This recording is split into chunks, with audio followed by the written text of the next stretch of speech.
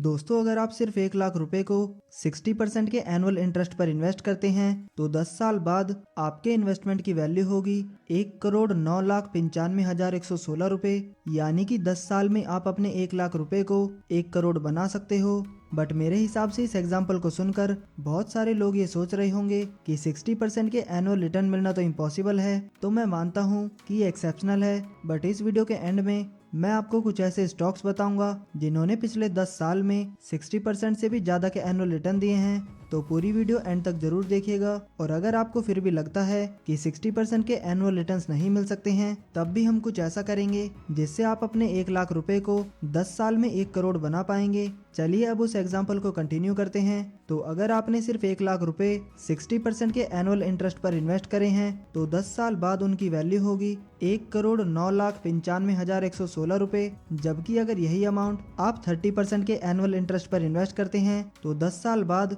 आपके इन्वेस्टमेंट की वैल्यू होगी सिर्फ 13,78,584 रुपए। तो अब सोचने वाली बात यह है कि इंटरेस्ट को आधा करने पर आपका रिजल्ट 10 गुना कम क्यों हो गया। तो इसका जवाब है कंपाउंड इंटरेस्ट, यानी कि इंटरेस्ट के ऊपर इंटरेस्ट। अगर आप इस कंपाउंड इंटरेस्ट को समझ जाते हैं और अपनी लाइफ में अप्लाई करते हैं तो आपको करोड़पति बनने से कोई भी नहीं रोक सकता। नाउ दोस्तों, अब मेरे पास आप सभी के लिए एक ऑफर है। आज मैं आप सभी लोग, मतलब कि जो लोग इस ऑफर को एक्सेप्ट करते हैं, उन्हें 1 करोड़ रुपए देने के लिए तैयार हूँ। सभी को मीन्स सबको 1-1 करोड़, टोटल 1 करोड़ नहीं, लेकिन बदले में आपको मेरे लिए आज 50 पैसे बचाने हैं, कल 1 रुपया बचाना है, परसों 2 रुपए बचाने हैं, और ऐसा करके अगले 30 दिन बाद जो फाइनल अमाउंट होगा वो आपको मुझे देना है। अगर आपको ये ऑफर एक्सेप्ट है तो अभी कमेंट बॉक्स में यस लिखें, और नहीं है तो नो लिखें। आप चाहें तो सोचने और कमेंट करने के लिए वीडियो को पॉज कर सकते हैं। अगर आपने इस ऑफर को एक्सेप्ट किया है तो 30 दिन बाद आपको जो मुझे फाइनल अमाउंट देना होगा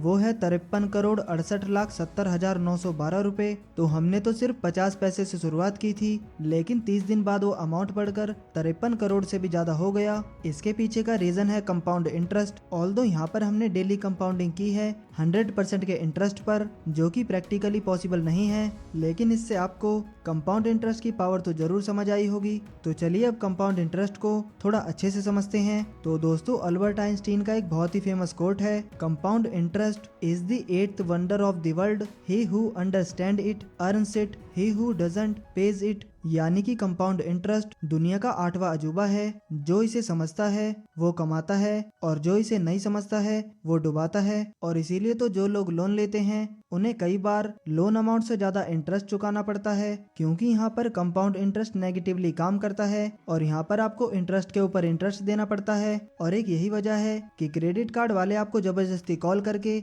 बड़े बड़े ऑफर देकर क्रेडिट कार्ड देना चाहते हैं, क्योंकि जब आप क्रेडिट कार्ड यूज करेंगे तब आप इंटरेस्ट देंगे, इंटरेस्ट के ऊपर इंटरेस्ट देंगे, और इससे वो अमीर बनते जाएंगे और आपको लूटते जाएंगे। अब दोस्तों, आपको थोड़ा बहुत समझ आ रहा होगा, लेकिन इसको अच्छे से समझने के लिए पहले मुझे आपको सिंपल इंटरेस्ट समझाना होगा।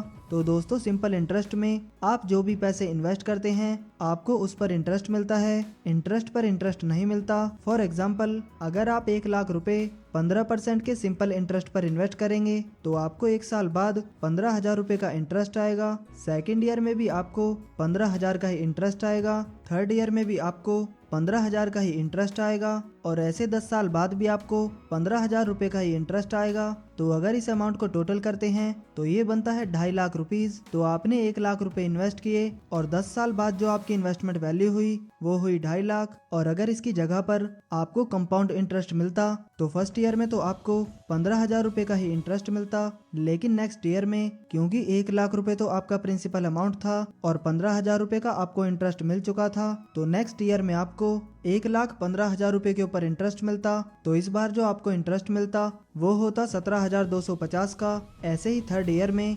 19,837 रुपए का, और जो 10th ईयर होता तब आपको मिलता 52,768 रुपए का इंटरेस्ट। और 10 साल बाद जो आपका फाइनल अमाउंट होता वो होता 4,04,555 रुपए। अब ये तो थी 10 साल की बात। अब अगर आप अभी 25 साल के हैं और 60 साल की एज में रिटायर होना चाहते हैं तो आपके पास अभी 35 साल हैं। अब इस सेम एग्जाम्पल को 35 साल के हिसाब से कैलकुलेट करते हैं। तो अब अगर आप 1 लाख रुपए को 15% सिंपल इंटरेस्ट पर 35 साल के लिए इन्वेस्ट करते हैं तो 35 साल के बाद इसकी वैल्यू होगी 6,25,000 रुपए। जब यहीं अगर आपको कंपाउंड इंटरेस्ट मिलता है तब आपके इन्वेस्टमेंट की वैल्यू होगी 1,33,17,552 रुपए। तो अब आपको दोनों के बीच का डिफरेंस समझ आ रहा होगा। अब अगर आपके माइंड में आ रहा है कि नहीं यार, मैं 35 साल तक का इंतजार नहीं कर सकता, बुढ़ापे में करोड़पति बनकर क्या करूंगा, तो उसका भी सॉल्यूशन है और वो ये है, आपको अभी जो स्क्रीन पर फॉर्मूला नजर आ रहा है वही उसका सॉल्यूशन है। पर इस फॉर्मूले को एक्सप्लेन करके मैं आपका टाइम वेस्ट नहीं करूंगा।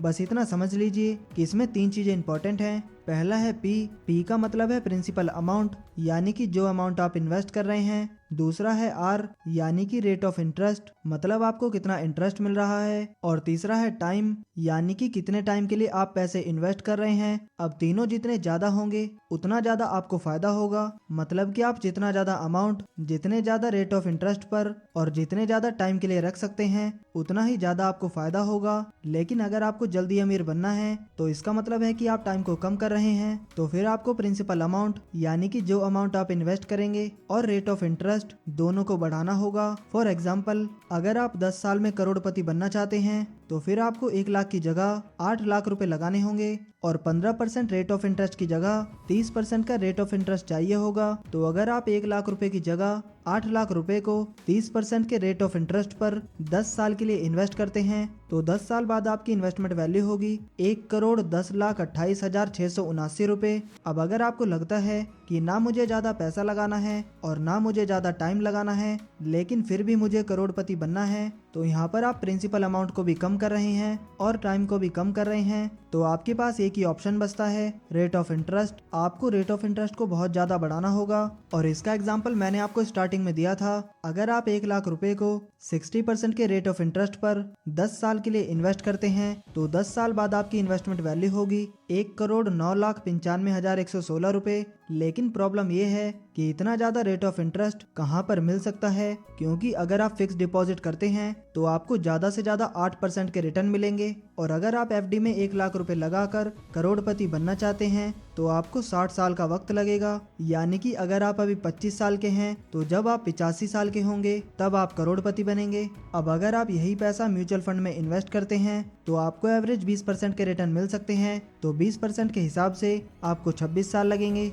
1 लाख रुपए को 1 करोड़ बनाने में। तो अगर आप अभी 25 साल के हैं तो जब आप 51 साल के होंगे तब आप करोड़पति बन सकते हैं। अब अगर आप इससे पहले करोड़पति बनना चाहते हैं तो आपको रेट ऑफ इंटरेस्ट को और ज्यादा बढ़ाना पड़ेगा और इससे ज्यादा रेट ऑफ इंटरेस्ट आपको सिर्फ शेयर मार्केट में ही मिल सकता है और शेयर मार्केट में तो कोई भी लिमिट नहीं है। इवन मैंने एक वीडियो बनाई थी जिसमें मैंने आपको बताया था कि एक व्यक्ति ने कैसे 10,000 रुपए लगाकर 880 करोड़ रुपए से भी ज्यादा कमाए थे शेयर मार्केट से। उस वीडियो में आप लोगों के बहुत सारे कमेंट्स आए थे जिसमें आपने कहा था कि 1980 में 10,000 रुपए तो बहुत ज्यादा अमाउंट था। तो कोई बात नहीं, अगर आपने 1,000 रुपए भी लगाए होते तब भी वो 88 करोड़ रुपए बन गए होते। अगर आपने 100 रुपए भी लगाए होते तब भी वो आज 8.8 करोड़ रुपए बन गए होते। तो मेन बात है कि आपको शेयर मार्केट में इन्वेस्टमेंट करनी चाहिए। अब मैं आपको कुछ ऐसे स्टॉक्स बताता हूँ जिन्होंने पिछले 10 साल में 60% से भी ज्यादा के रिटर्न दिए हैं। तो हमारी लिस्ट की 3rd नंबर पर आता है श्री जगदम्बा पॉलीमर्स लिमिटेड।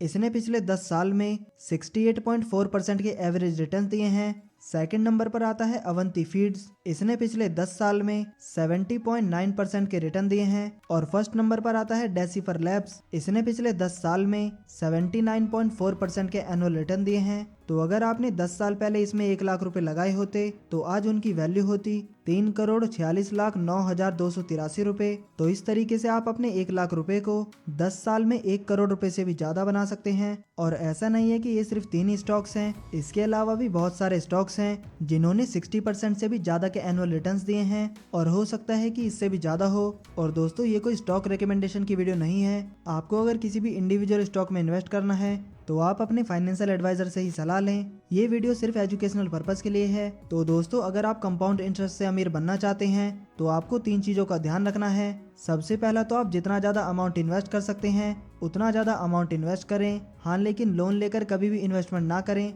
इससे आप बहुत बड़ी मुश्किल में फंस सकते हैं। दूसरा, आप जितना ज्यादा रेट ऑफ इंटरेस्ट ले सकते हैं उतना ज्यादा रेट ऑफ इंटरेस्ट लें। अगर आप एफडी में डिपॉजिट करेंगे तो बहुत कम मिलता है, तो जनरली 4 से 5% का मिलता है और ज्यादा से ज्यादा 8% का मिलता है। म्यूचुअल फंड में आपको एवरेज 15 से 20% तक का मिल सकता है और इससे ज्यादा आपको सिर्फ शेयर मार्केट में ही मिल सकता है। और तीसरी बात जो आपको ध्यान रखनी है वो ये है कि जितनी यंग एज में आप इन्वेस्टमेंट करना शुरू करेंगे उतनी जल्दी आप अमीर बन पाएंगे और उतना ज़्यादा ही आप अमीर बन पाएंगे। तो जितना जल्दी शुरू कर सकते हैं उतना जल्दी शुरू करें। और अगर आप सही तरीके से इन्वेस्टमेंट करते हैं तो आप भी फिर शेयर मार्केट से करोड़पति बन सकते हैं। और दोस्तों, अगर आप भी शेयर मार्केट में इन्वेस्टमेंट करना चाहते हैं तो उसके लिए आपको एक डीमेट अकाउंट की जरूरत पड़ेगी, जिसकी लिंक आपको डिस्क्रिप्शन बॉक्स में दी गई है। आप वहां से भी अपना फ्री में डीमेट अकाउंट ओपन करवा सकते हैं। तो दोस्तों, आज की इस वीडियो में इतना ही। उम्मीद है कि आपको ये वीडियो पसंद आया होगा। अगर वीडियो पसंद आया हो तो वीडियो को लाइक करें और ऐसे ही वैल्यूएबल वीडियोस देखने के लिए हमारे चैनल को सब्सक्राइब करना ना भूलें। आपका कीमती समय देने के लिए धन्यवाद।